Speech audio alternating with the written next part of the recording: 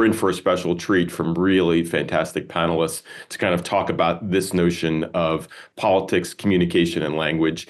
And as I get into it, we're really lucky to have this amazing group. I'm going to give quick bios. All of their bios are available publicly, and you're probably here because you know who they are. But I just want to give a quick intro, alphabetically starting with my colleague in Annenberg, Christina Bellantoni, who is a professor and director of Annenberg Media Center. You probably recall her from serving as the assistant managing editor of the LA Times, focused on politics. And in her role at USC Annenberg, she not only directs one of the largest working newsrooms on the West Coast, she also brought students to swing states across the semester, having them do field reporting. So I'm looking forward to hearing about her experiences.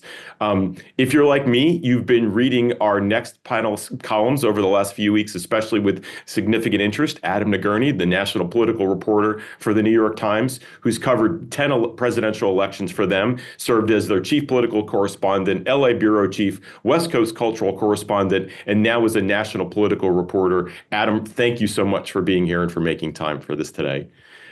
We're also joined by Mindy Romero, a professor at the Price School and the founder and director of the Center for Inclusive Democracy. Mindy, thank you for joining us in DC. If you don't know Mindy's research, you should. She has a PhD in sociology, and really her work spans a wide range of political engagement, political representation, and she's done some of the really significant work, especially in the polarization coming out of the pandemic and voting behavior and political participation. So we're really thrilled that you can join us from DC today. Thank you so much. And our last panelist needs no introduction, but at USC we're going to do that anyway. We all know Bob Shrum in different capacities as the director of the Center for Political Future and the Unruh Institute, professor of practice at USC Dornsife, but also someone who has been at the center of politics and political campaigns for decades, someone who has been the critical consultant, speechwriter, political engagement at so many different levels, and really someone who I think we've got a tremendous amount to learn from. So as we get into today, really the kind of framing I want to use for folks, and this is drawn a little bit from my experience teaching the media literacy class at USC Annenberg, is when I have students read Orwell, I don't have it to start with Animal Farm or 1984. It's a little bit about the essay of politics in the English language. And what I try to get them to understand is Orwell, writing in the mid-1940s, saw a time of traumatic social change, traumatic loss, international crises, and he saw the gap between language and meaning becoming larger and larger. And Orwell, in some ways, was raising his hand. And what's interesting for our panel today is he's wrongly cited as coining the term doublespeak, but instead it's drawn from a couple of the different phrases that he's using. And he's largely trying to identify these moments of where things that we now come to expect, the hyperbole, the inflated nature of language, the overly bureaucratic structure of the way that we communicate and answer. Orwell was seeing the development of the administrative way that we talk and that we engage. So I think maybe that's the entry point for our colleagues in terms of engaging this moment of what do you see as that moment of maybe the gap between language and meaning getting larger or smaller, and what should we be most concerned? And so I'll start with the panel. We'll go in reverse order. Bob, I really want to hear your take. Where have you, if you were level setting us all today, where would you really think that we need to start? Long before Orwell. Let me give you a couple examples. Abraham Lincoln in 1858 is debating Stephen A. Douglas in their famous contest to go to the U.S. Senate. And miscegenation, marriage across racial lines, is as hot button an issue, maybe even more hot button, than the trans issue is today. And Lincoln liked to win, but he also didn't like to give up his conscience. So at one of the debates, the accusation is hurled at him that he would be happy to marry a Black woman. And he replied, and listen carefully to the language, just as I do not want a Negro for a slave, so I do not necessarily want a Negro for a wife. What is the word necessarily doing in there? Everybody heard what they thought was an anti-miscegenation answer, but Lincoln himself, protecting what he thought was his own integrity, said basically could say to himself, I haven't agreed with that at all. Secondly, at the end of his time as president, when he's trying to push through the 13th Amendment, there's a rumor that circulates all around Washington that will sink the 13th Amendment, that the Confederates have a peace delegation on their way to Washington. Lincoln categorically denies it. The peace delegation was on its way to a place in Northern Virginia. So he kind of told a technical truth, but he was using language to achieve a certain objective. I mean, I could go on with examples like this, some that predate Orwell, some that postdate him. Kennedy in the first debate with Nixon in 1960, supposed to be all about domestic policy. He wants to talk about national security because he wants to cross the threshold and have the public trust him as president with that issue. So he gets asked, he has the opening statement. Nixon, by the way, you'll love this, Gordon, won the coin flip and decided he'd go second because he could refute Kennedy, which of course allowed Kennedy to set the whole terms of the debate. But he gets his opening statement and he says, well, this debate today is properly about domestic issues, but no one should confuse the fact that it implicates directly our relationship with Mr. Khrushchev and the challenges we face from the communist world. So this has been going on forever. Sometimes it can be good. Sometimes it can be bad. Sometimes people can be very adroit, as Lincoln was, or as Kennedy was, and sometimes they can be completely crude and just not answer the question. Fantastic foundation and a perfect pivot. Mindy, your research and the center that you direct really is uniquely focused on, and I love the title of inclusive democracy, and it engages those questions of the idea of broadening the electorate, broadening participation and engagement. So when you think about this notion of doublespeak or the gap between political communication and what voters or citizens or residents may be interested, where do you think is the entry point? Where would you really like us to start thinking about this? Well, I think first is acknowledging that when we talk about doublespeak or just obfuscation, it's across the board, right? In terms of demographic group, the amount of, if you will, vulnerability, right, that we have as a society to that tactic politicians and others take as well. So I just want to say that at the outset, but certainly we know that certain members of our population, certain demographic groups can be more susceptible. If you're a young person and you're by definition new to politics, new to the political game, and you're trying to figure it out, it can seem incredibly, right, confusing and overwhelming. You're trying to figure out what a candidate's position is, what you think about it, why you should even vote, why it makes a difference, why it matters. And then you kind of walk away kind of confused, and you maybe think, and maybe even are encouraged by others to think that you just maybe don't have enough know-how, or wait till you get older and you figure it out kind of a thing. It's really, you're just reacting. If you find it difficult, it's completely logical why you would find it difficult, right, to make sense of it. So I think the disproportionate impact is something to keep in mind, certainly. And I think, we've got also this huge inconsistency where if we look at a debate between Harris and Trump or whoever the individuals might be, we see obfuscation, we see, except for some really key points, like on the economy and immigration that Trump, for instance, was really drilling hard on. We don't see politicians actually answering the questions by and large that they're given in a debate, for instance, right? On a national kind of broadcast level, which we have far fewer of those opportunities now, we get that.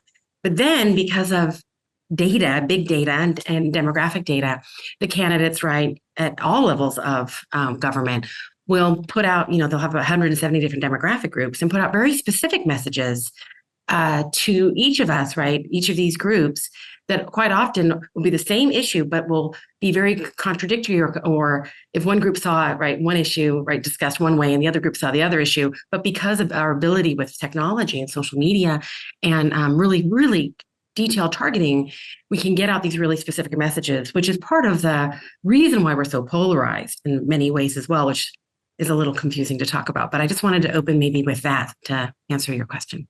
And it's perfect. And I think it's a great way to describing that, the complexity of messages that audiences are getting, and even that notion of doublespeak in which capacity, which audience is hearing it. And so, Adam, I mean, you've seen this up close from when you started covering Bob Dole's presidential campaign. And when you think about the differences or the similarities of where we're seeing, how would you find that entry point in terms of the way that we approach doublespeak and integrity and communication today? Hi. First of all, thanks for having me. I think it's important to ground this discussion in the election that we're in. I think we'd be having a much different discussion if this was 1984, 1986.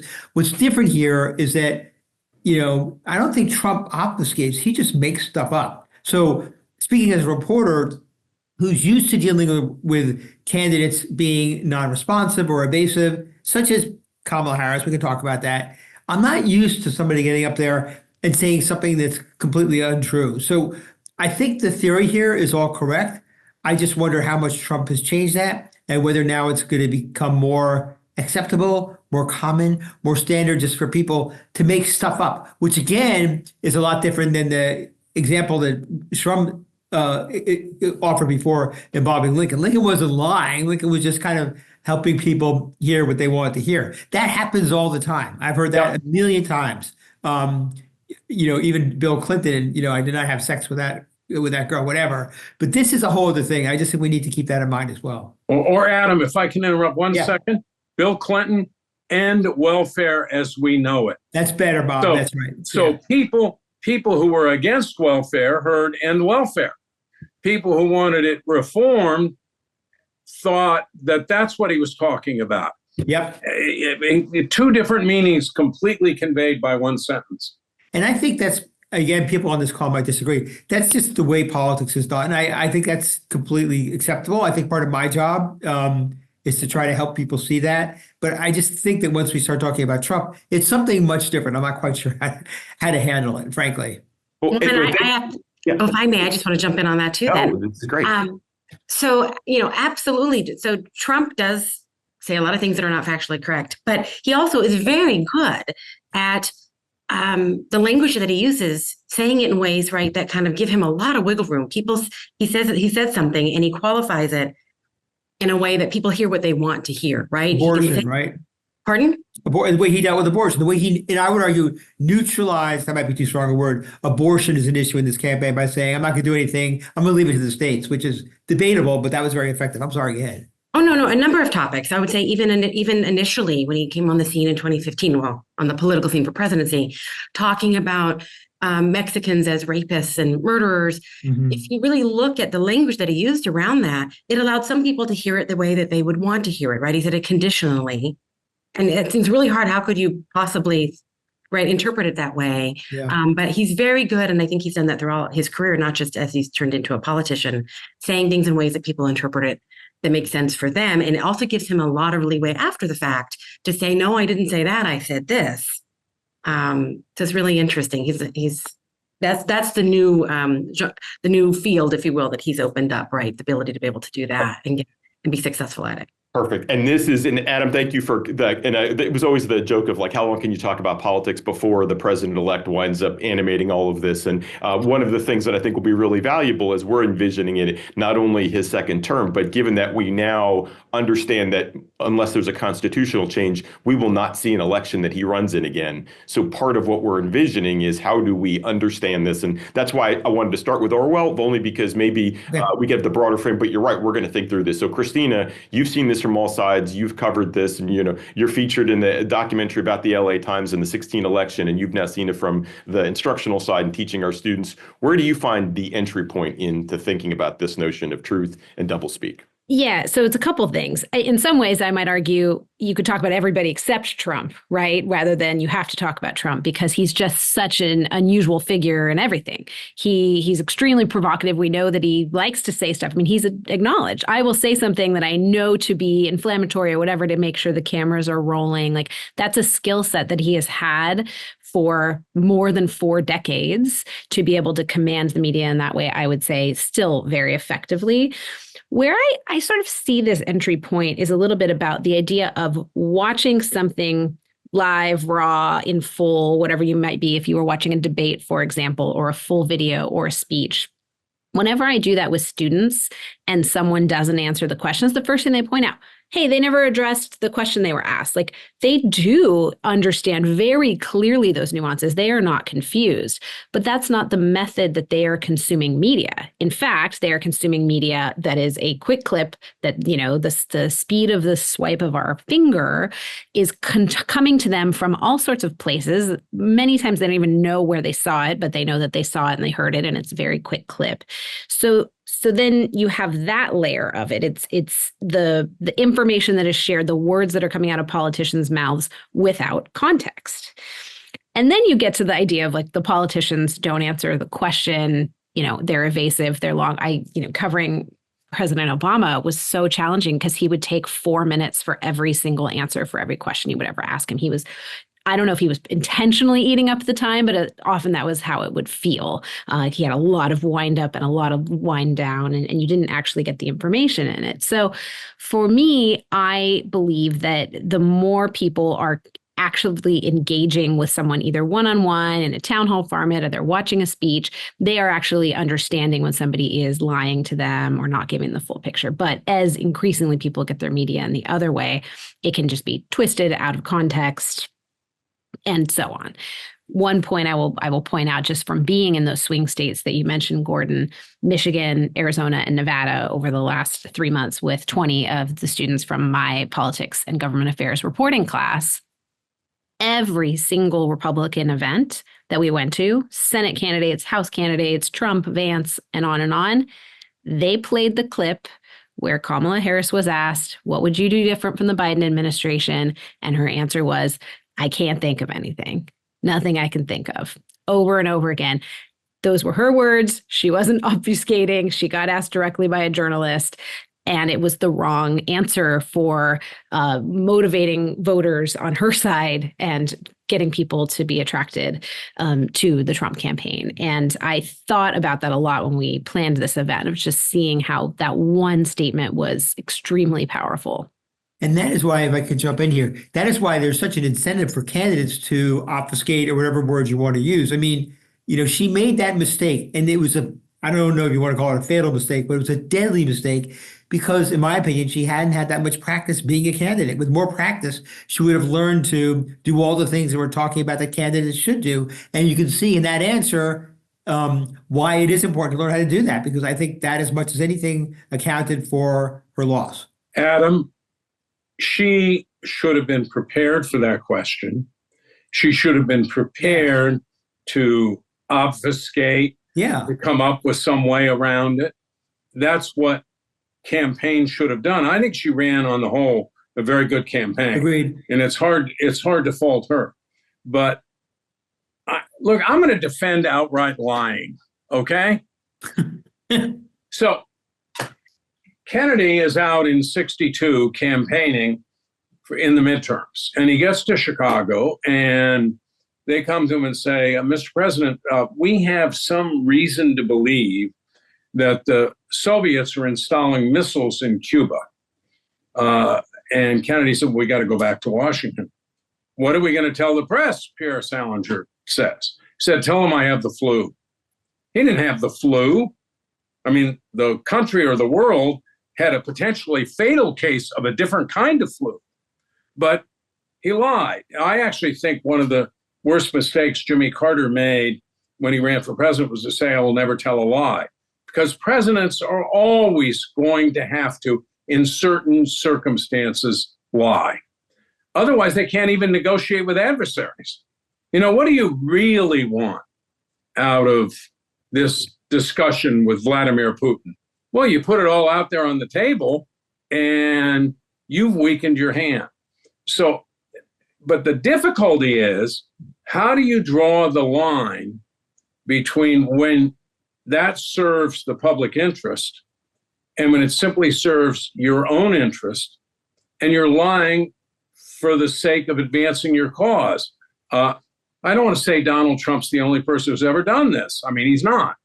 But to go out there and say, this is the worst economy we've ever had, everything's in terrible shape, you know, ignore the fact that in 2016 he said Trump's election would lead to or Biden's election would lead to a depression and a collapse in the stock market. I mean, he just lies. And by the way, in terms of our original topic, shifting the question, ask him a question he doesn't want to answer. He didn't talk about it at all. He just immediately moves the subject. This is great. And this is, Adam, you're also way too modest. If folks haven't read Adam's column last week, that is a longer version of his answer on what would have happened in a different campaign where Vice President Harris had more opportunities for that. It's a really thought-provoking engagement. But Bob, no surprise, you asked a really provocative way for us to channel, which is when we're thinking about this question of the level of transparency and candor we expect. I think you framed the notion of national interest and candidate interest. And I think that's one where if you look at the long-term data from the Pew Institute and others, they've demonstrated that over the past few decades, public trust in government is at record lows. I mean, in an area that has, it varies a little bit partisan when your candidate loses, but overall, there still is a lower engagement. And I think this is one of the things that I'd like to pivot to officially talk about the president-elect in this notion that part of what he separated himself persona-wise by being willing to be intentionally not talking like a politician. And Bob, you're exactly right. That may include dodging the question. I want to get your all's take on this notion of, given that we may not see another election where he's the candidate, but as you've all started to infer, he's already changed the landscape a little bit of the way candidates think, the way candidates talk, and the way candidates communicate. Mindy, I'll start with you. What do you think that we should be seeing or observing in this notion of, as we envision political communication, to kind of answer a little bit of Bob's question of the healthy good, maybe keeping ambiguity for diplomatic negotiations, for the bad versus saying something untrue about, dogs and cats being eaten in Ohio? Well, I certainly see obviously the value in keeping our hand close to the vest, chest. You know what I mean. Not displaying our cards when it comes to anything on the foreign policy stage that might be really incredibly important to our best interests. But let me just say that, connecting doublespeak to Trump, I think actually our political system, the way that it's functioned really to encourage obfuscation, the fact that we have, of course, a two-party single member districts, winner take all districts. It really has set up a system that really produces, incentivizes candidates to obfuscate wherever they can. And then people have gotten really, I think, disconnected or felt very disconnected from the political process for a variety of reasons, feeling like our government doesn't and our political process doesn't work for them. And specifically candidates, levels of trust and belief that candidates are there for you and working for you have always been much lower than we would hope in a democracy. And then comes along Donald Trump, who seems very authentic to many people, who speaks bluntly. Yes, we just said that is able to kind of, navigate and play around with words in ways that people think they hear one thing when they really hear something else. But for a lot of people, when they hear him speak, he is real. And it's clear what he stands for, whether you agree with him completely or not, or don't agree with him at all. And I think that actually has endeared him to, for lack of a better word, to many of his supporters. And even in this election, and let's be clear, the overwhelming majority of voters last week voted their party, Some slivered off, if you will. Economy and people's economic conditions ruled the day. But when you wonder, what many have wondered, how could people really vote for somebody like Trump, who is brash, who is highly controversial in so many different ways, the very fact that he cuts through the noise, that people just haven't trusted our political process, but they think, well, at least I know him and he's not perfect, but I can decipher and I can figure out what I need from him and what he will actually bring for me and my family. So I think that we've set up the situation for Donald Trump. And then to answer the other question, going forward, he's changed the game. I think the norms of what is expected, what is allowable, the degree of polarization that we have in our society, a lot of things have impacted that, of course, and created that. But certainly now it is quite normal to talk about the other side in absolutes, like us versus them, good versus evil. If we think about John McCain back in 2008 in that town hall, that famous town hall, where somebody asked or tried to accuse, I think, Obama of being a Muslim or some sort of statement, that was at the time perceived as negative.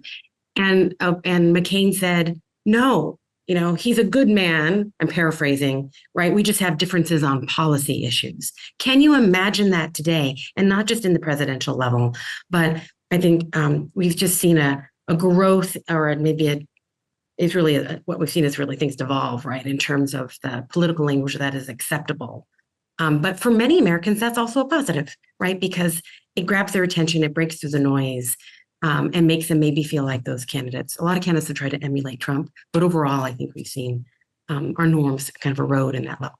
Can I weigh in on this? Because just briefly, this makes me really worry about the future of our democracy and the health of our political dialogue.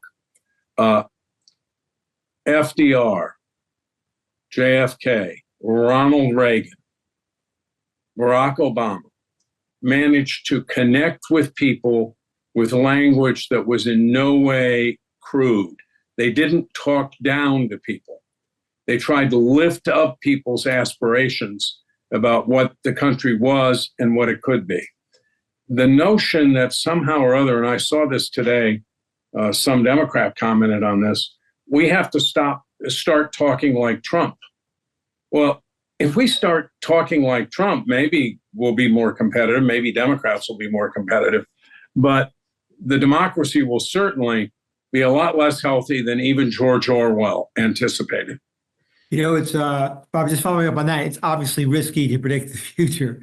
My initial reaction is like, well, of course, Vance, if he gets the nomination, if Trump doesn't seek a third term, will continue to do what Trump did. But then you look at Vance's debate performance with the Walls, where he was more conventional, dare I say. So who knows? Mindy, I do think that Trump has probably changed the rules more for the Democratic side than the Republican side. I think people are always going to push things further, but it's hard to really project where we're going to be in 4 years on this stuff. It's not a good period that we're living through right now in terms of politicians telling the truth. And voters also expecting politicians to tell the truth, which is even more. I just want to add one footnote. Yeah. With FDR, Kennedy, Reagan, even Obama, despite the polarization that was then incipient, trust in government was a lot higher than it is now. Yeah, right. And so it'll this keep is going down. the point I wanted to pick up from what Mindy said about systems, because I think, and this is an area where I spend a lot of time thinking about this now that I'm not a practicing journalist, but I get to help, shape the next generation of journalists, and also thinking about the media as a practice. I think the media is complicit in this. We allow for it to happen in our systems. We after a debate, you go to a spin room with the whole intention of like deceiving people, right? These are constructions that are not new to this era. But my favorite story to illustrate this, I tell it in class all the time, happened, at least, and people in this room will know who these people are because nobody does in class when I describe it to them. But so Debbie Wasserman Schultz and Alan West, who were at the time 2 Florida members of Congress, one Republican, one Democrat, were in some spat about something. He had said something insulting. There was like an email back and forth. And my reporter, a roll call, had learned that West had apologized to Debbie Wasserman Schultz and wrote a quick item saying that. And both camps, the DNC and then West's people, called roll call and acknowledged to us that they were making so much money over the fight that they did not want the apology out there. And they effectively asked us to take it down, to which I told them exactly where to go. But that illustrated to me, that was 12 years ago, probably, maybe 10. And it just illustrated to me that like everybody's in on this, right? And it allows these systems, people profit off of the lying and the training on how to lie. They profit off these systems to confuse and obfuscate. And if anybody wants to do something about it, it's going to be these young people down here in the newsroom or, this generation on this campus. And they see through it. They really are bright. And the question is just, how are they going to get their information? How are they going to be trained to sort of puncture that? And even the press that, will show up, for example, President-elect Trump came out here to his golf course at Mar-a-Lago to I'm going to do a press conference. And he spoke for an hour and 15 minutes about what he wanted to talk about. And then he took 2 questions, and one of them was on California. And like, that was interesting. But the press continue to play along with this, kind of hoping he's going to feed into these norms that they've established, but then still allowing him to do what he does. Something has to change for the society to sort of make it through with some sanity.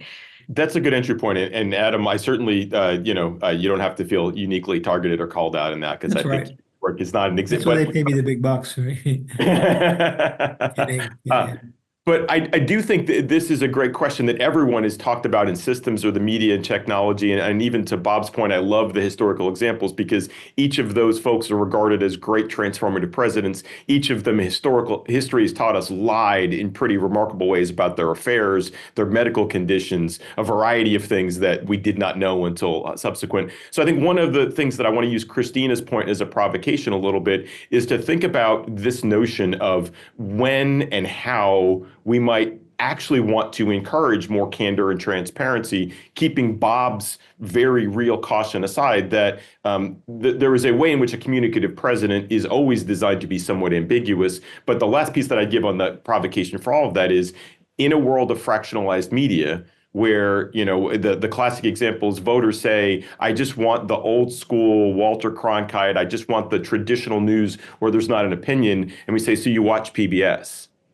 And then they're like, no, I really like the Joe Rogan podcast. And there's that disconnect between and I think the commercial incentive for the way we communicate and the public incentive towards that. So I'm curious where folks are in thinking about maybe how we change those incentives around, either institutionally or individually, or even in our own work in your spaces, to kind of maybe blend the commercial and the public.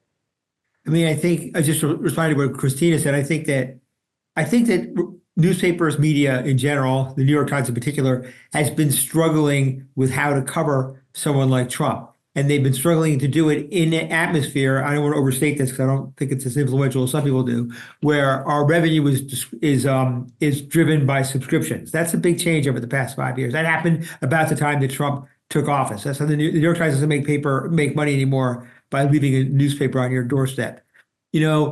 That said, I think it's a work in progress. I think the paper and other papers got this wrong at times, but I think more often than not, they got it right, especially towards the end of the campaign. Like, how strict, the question to me comes to, I'm covering a speech by, say, Michael Dukakis, right? And he says something, I just write a story about it. But if Trump says it, what are you supposed to do with it? Because he might be telling the truth, he might not. He might be just trying to provoke. And it's really difficult. He's throwing out profanities and he's insulting people, and it's really, really hard. So I think that the critique I think that a lot of people had was more on target a couple months ago than it is now. I'm not sure, considering the results, would have made that much of a difference. And I think it's something that we're always keeping in mind as we try to figure out how to cover this guy versus a candidate for president and now is the president-elect. I think the Times did struggle, although I'm not one of the people who think that somehow or other it was a nefarious influence in this election. I think that's absurd. And some of their focus group coverage, which got Democrats very upset because it said, gee, Trump has a real chance to win, turned out to be accurate. But what they struggled with was being blunt enough to use words like lie, because we haven't done that in American politics. And look, I'm in two categories here. One category for me is something you mentioned, like the health of a president or a candidate. That's always going to be presented in the best possible light. That is not going to change. There is no way we're going to change that. On the other hand, the debasement of public policy by telling people things that are just entirely untrue, I think is a real threat to the system, especially when lots of people believe it. I'll give you an example. Lyndon Johnson is for Medicare, fighting for it after Kennedy had proposed it and lost by 2 votes. Barry Goldwater's running against him. He's really conservative. He's really against it. He says it's unconstitutional, it's a really bad idea, but he doesn't say there are no medically poor people in America who are seniors.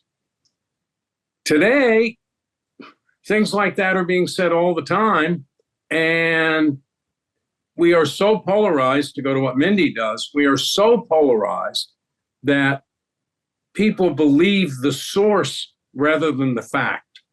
If the source says it, then it must be true.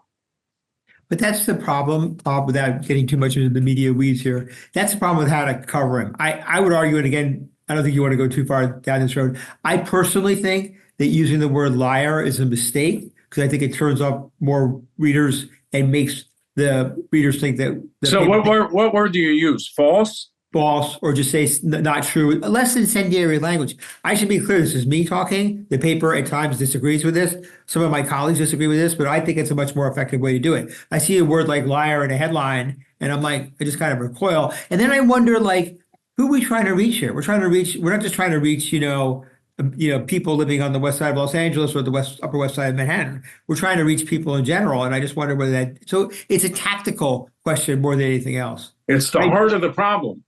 Yeah, but I think what you're telling me is, and I don't care about whether it's the word lie or false. The fact is, even if you use false, a lot of people who are already totally wedded to one candidate and one point of view are going to discount that anyway. Absolutely. But why make it worse? I don't know how to break through it. I mean, you guys talked before about the lack of trust of Americans in government and institutions. Well, the media too, right? So the New York Times 20, 30 years ago, I think, had a lot more suasion authority in terms of public opinion than it does today. I'm just stating an obvious fact here. The media has finally gone below Congress in terms of how people view professions. For the first time in my career, it's quite depressing. We had the same debate at the LA Times about the lying question. Yeah. And it was quite controversial within the masthead and within the ranks of editors. And I'm with Adam. I think it does turn people off. And for the most part, those people aren't reading you anyway. They're getting a version of your headline ripped and shown on Fox News or whatever that may be. And it's really challenging, but also it's really hard for an average person consuming media to distinguish what they read in the pages or see on the show and then what they're seeing in the person's personal social media, which has been a huge issue everywhere, right? They might not use the word lie in a headline, but the journalist over here is sure using it. And then it just confuses everybody and people in the end get less information. I'm not advocating the word liar. I'm saying it's extraordinarily hard for the media to decide how to deal with a blatant falsehood. Yeah. Because I go back to it again, people credit source more than they credit fact. But if I may, so I think with Trump, right, people's minds were already made up. People have known him, well, they've known him for a long time before he entered the presidential race in 2015. But after 3 cycles, I long said that if there was going to be an October surprise this year, it would have affected Harris much more likely than it would have affected Trump because people already had their minds made up about him, right?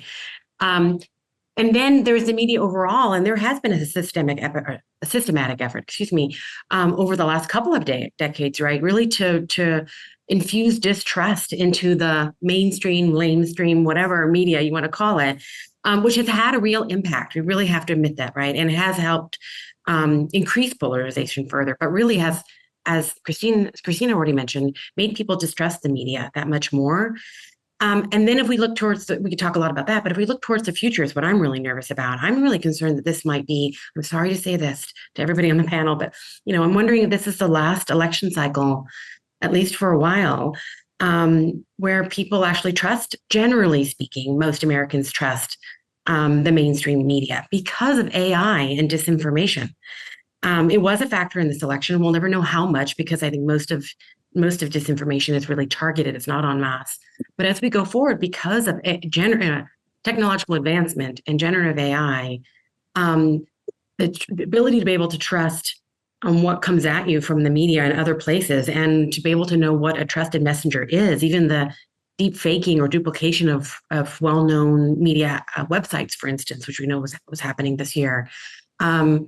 That's the scary part. So we're in a crisis in terms of the media in many ways, but the future, I'd like to hear somebody who knows who's an expert in this area where I'm not, what you think the future is in terms of how to navigate AI and the levels of trust that people currently have, along with the fact that it really, actors like Trump and others are incentivized, right, to create or to fan at least distrust in the media.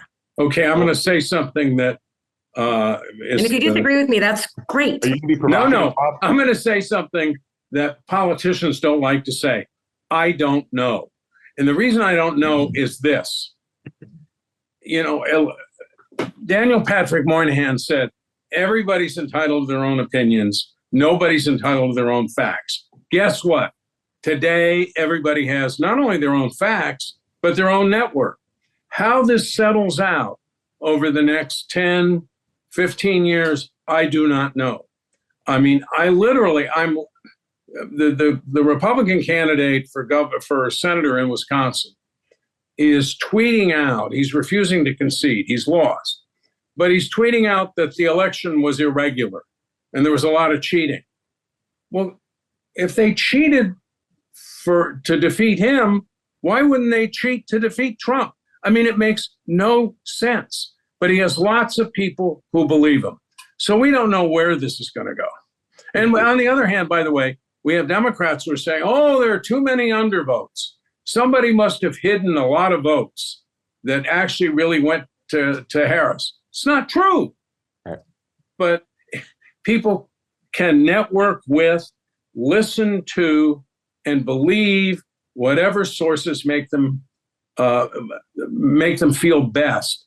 And you know, one of the frightening things is when pollsters ask, who do you trust?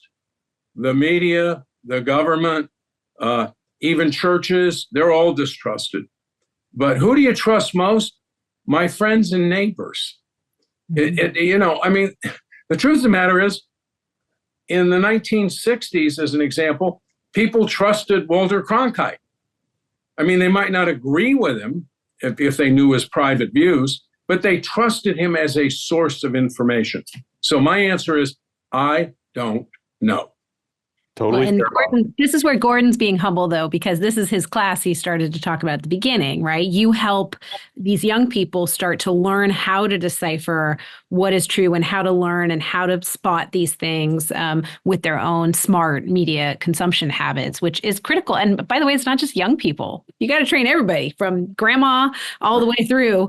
Like something seems too good to be true, go find a reputable news outlet that's covered it.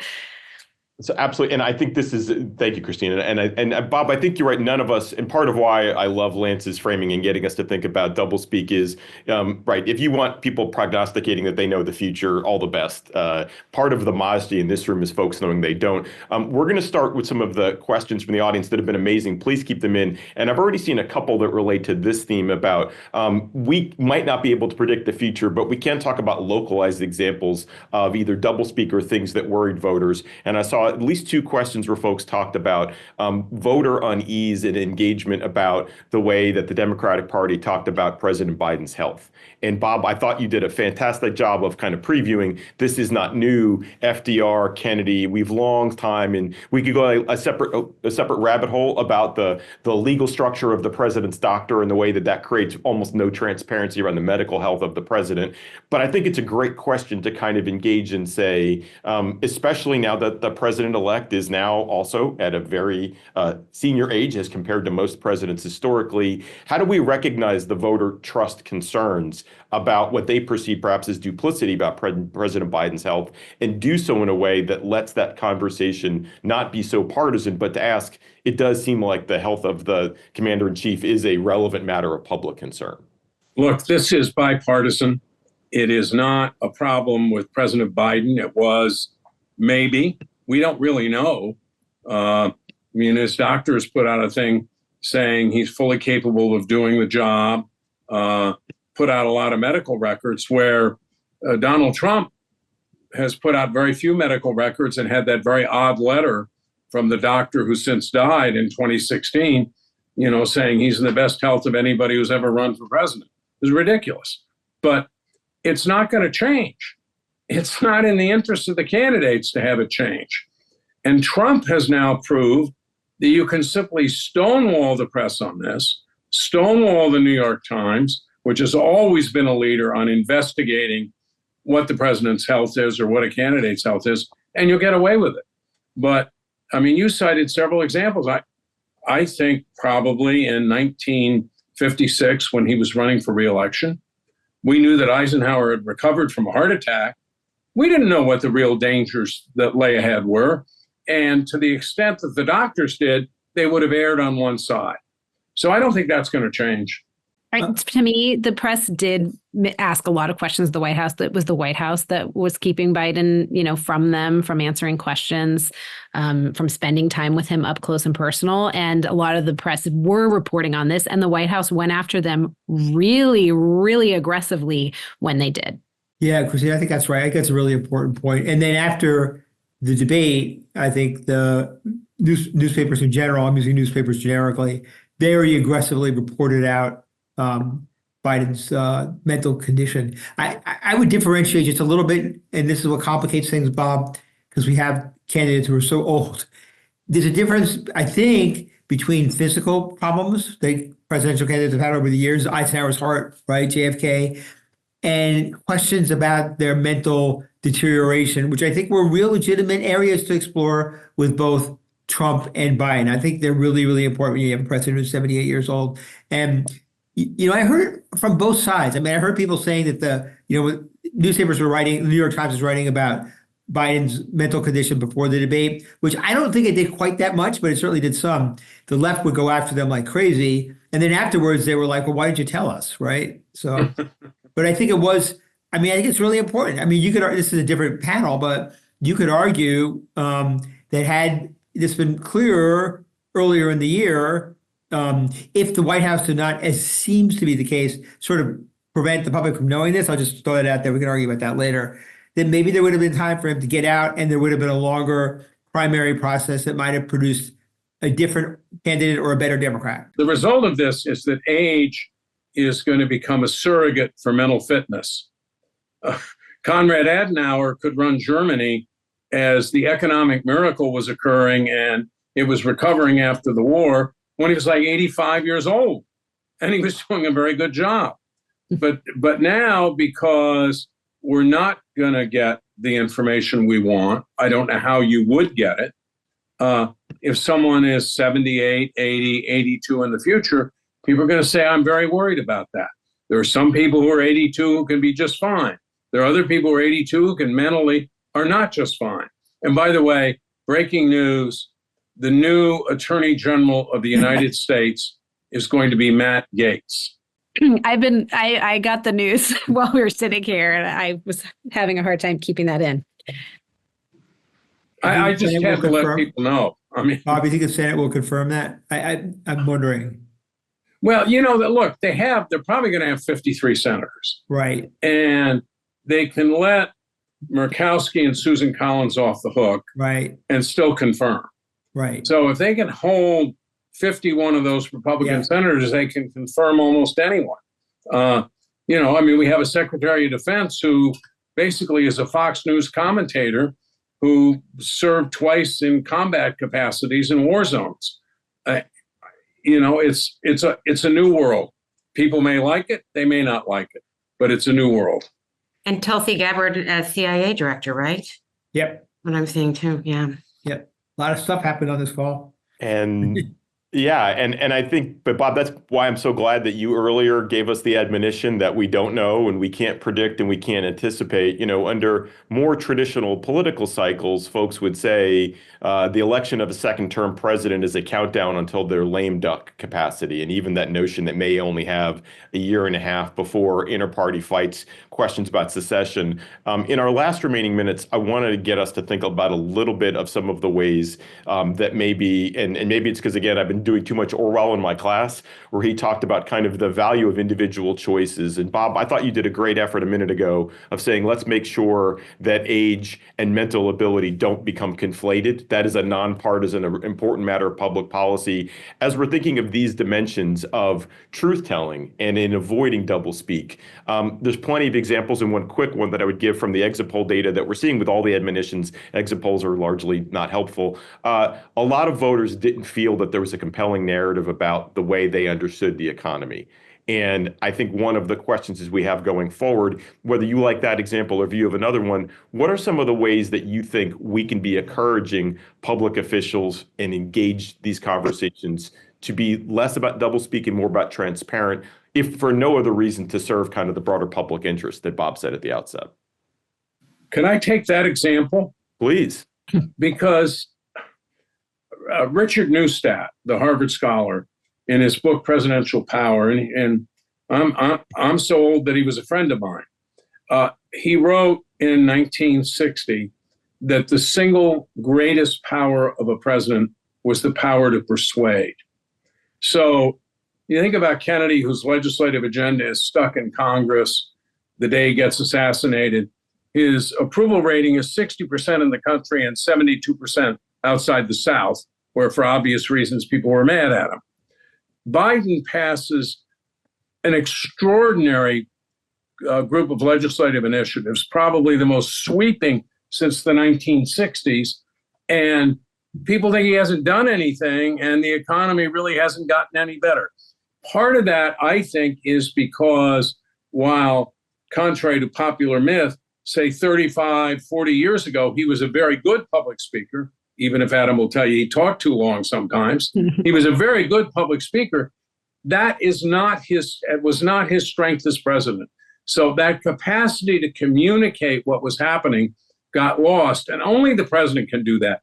You can't say to the media, gee, the president's doing a hell of a good job, but he can't really explain it. So you guys have to go do it for him. That's not going to happen.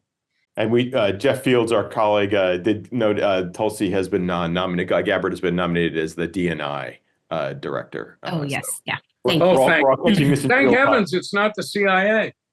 I had some uncertainty in my voice in that because I wasn't sure. Thank you. No, it's all but this is also but Bob, I mean that example is relevant, but I think this is the conversation where people are describing of the way to convey it and even think about the economy is a great example of talking about inflation. And Christina, you mentioned the example. You have to envision part of the reason that the president-elect's campaign used that clip of the vice president is because people wanted to hear a pivot from what Bob talked about inflation or economic progress. How do you think we teach people to have this conversation about the economy as an example in ways that might be a little bit less, what was the great phrase that was used last year, like aggressive, immaculate disinflation, right? The moment we were supposed to think that was a thing.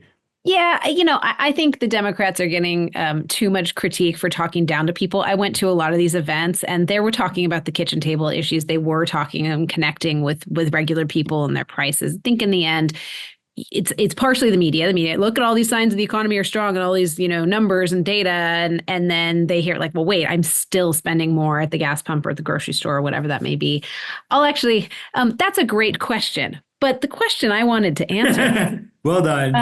I'm going to just twist it a little bit because I have been encouraging everybody and both citizens and potential journalists down there alike to focus local, right? That's the thing that matters in your life. And you know who tells it like it is? A city council member. Right. And I mean, it's changed a little bit and we're seeing a lot of like nationalization of these local races. But like if you go to a city council meeting, you can literally say, I don't want that Raising Cane's on the corner of my street because it's going to cause all this traffic. And like that comment will be heard and you can report on it in a really clear, substantive way. The data is all very public. You can comb through what costs are and what letters have been sent. And you can look at the parcel and how it's drawn. I mean, all of those things are like really tactile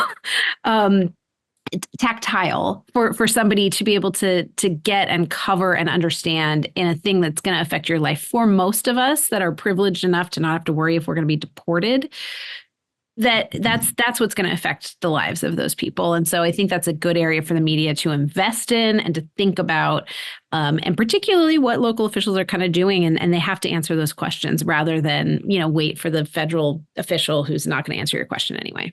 Really good advice and wonderful pivot. You're right, too, in terms of reframing to a better tactical conversation. Thoughts from others about kind of those other kind of whether it's local or near-term ways that you think may be about encouraging the better angels in terms of truthful conversation. Well, I'll jump in. I definitely agree with what Christina said about the power of the local. Of course, as we all know, the local media, local journalism has been also decimated in the last decade. decade and a half, right? And huge challenges there. And part of the reason why things have become so nationalized at the local level is because of the lack of, right, media, or media that's focused now, been bought up and focused on the national. What I would say is back to incentives, right? Incentive structures. Ultimately, candidates and campaigns are, particularly in the type of the change that we've been talking about, right? From obfuscation now to just kind of vilification of each other, right? But with still lack of real information or real facts. I think we really need to see a change in the incentive structure. So candidates do it because it works, right? And people have jumped on the Trump bandwagon, but we should talk more about and be fair that both Democrats and Republicans do this, right, to some degree as well. Following the soundbite and the kind of tough language, and the erosion of norms, we've seen it kind of across the board, at least to some degree. And if it didn't work, then we wouldn't see so much of it. And so really it comes down, unfortunately, I mean, there's certainly journalism schools and norms within the industry and fields that can hopefully change some of that, but they're fighting an uphill battle. Ultimately, it's about the American people and what we're willing to accept. It's hard because most people don't have the ability at the time to sift through all the noise. And it's so much harder than it was 30 years ago with social media. We really have not fully recognized how much social media has been it's playing a role in all of this. And then, of course, again, add on top of that, things like deepfakes and disinformation. But if we think about our schools and we think about civics and we think about really training our young people as much as possible from an early age in terms of what to look for, what the norms around more about the norms around our democracy, but also the norms around information is really, really important. That's not an easy path. I don't know how exactly we do that, particularly when we know that so many Americans currently today have different views of democracy. And maybe in the abstract, a lot of surveys will show us in the abstract we support democracy, but when it comes to the tenets of democracy or actual behavior, it's really conditional, right? We're okay with the other side. And that takes us back to the fundamentals, and in the noise that we have right now. Even civics education in schools, 10 years ago, 5 years ago, almost everybody agreed that was important. Very few people knew how to do it or wanted to put the money into it. But now I'd say there's even controversy around that when it comes to the schools. Yep. What do you teach in terms of civics, right? That has really been polarized in many ways as well.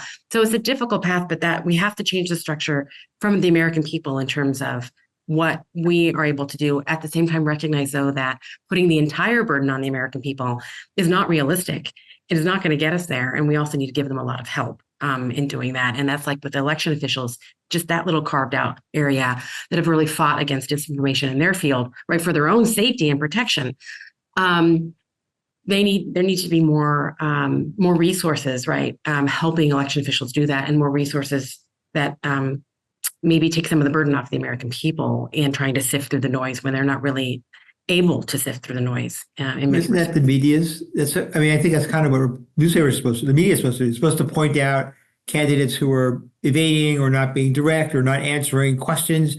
And I think the real issue here, because I think newspapers try to do that, I'm not sure there's a price for it anymore. I don't think voters punish candidates anymore for being evasive or murky or disingenuous on issues. I mean, that's unfortunately one of the conclusions I would draw for this whole panel that we just had. And we should we, meaning people in my business, should keep doing it, should keep pushing public officials, should keep pointing out attempts at evasion or obfuscation. But the fact of the matter is that ultimately it comes down to the voters whether or not they accept it. Clearly, 52% of Americans are okay with it this time around. Back to the American people. Yeah. Yep. And that may be, I apologize, one of the downsides of the webinar is that it does tend to automatically shut us down, so we're about to lose in a minute. But I want to thank everybody for a really fantastic, engaging conversation. And I want to drive home the part that everybody made at the end about the importance of making individual decisions to recognize and acknowledge. And the framing part I would use, which I've used in my class and I'll share with all of you, is the reason I don't think you heard the exact phrase, were you better off 4 years ago than you were today? You heard a variation of it, is the complexity of thinking about how we didn't talk about the pandemic, and we did not have the conversation about the choices and the engagement. We could have avoided inflation if we'd only managed to let large sections of the economy wither and implode. It speaks to the complex truths. And I think in this notion of doublespeak, it's not a partisan question to say our reality is complicated. And I just want to reinforce the part the panelists all did, which is think about whether it's that local official, that national official, or that news organization that you can validate when they give you information that is truthful, even if it disagrees with your position, even if it confounds your expectations, and perhaps because it confounds your prior held beliefs. There's a real value in that. Thank you, everybody. Thank you for the Price School for hosting this, and thanks to all of the panelists for taking time during the middle of the afternoon.